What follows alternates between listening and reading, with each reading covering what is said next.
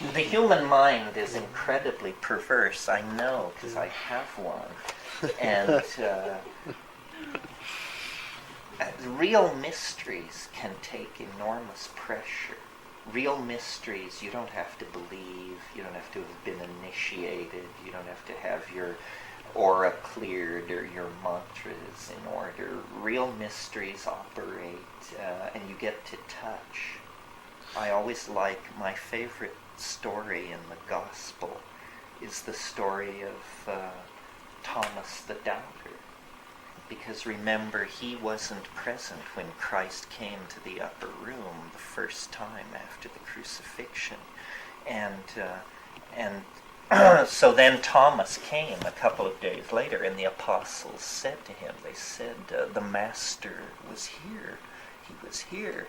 And he said, you guys have been smoking too much of these little brown cigarettes from Lebanon. We saw him crucified. He wasn't here. Well, so then Christ came a second time, and Thomas was present. And he said, unless I put my hand into the wound, I will not believe it. And so then Christ came the second time, and he said to Thomas, he said, Thomas, come forward.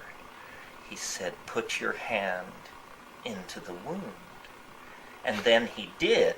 And my interpretation of that gospel story is that alone of all the apostles, it was Thomas the Doubter who touched the resurrection body, because he was the only one who had his shit together enough to doubt.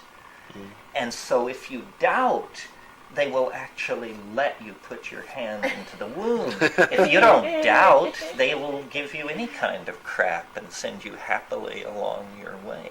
So the best attitude towards these things, and it gets rid of the phonies, the Telocs of this world, but it doesn't get rid of the real stuff, because the real stuff is real.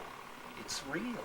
And there's enough of it around that you want to have a crap detector that gets you past all the phony baloney. Because, people have been working miracles in the marketplace for millennia. That's just part of what goes on in the marketplace. Shell games, levitation, rope tricks, regurgitation of objects. It's just ho-hum.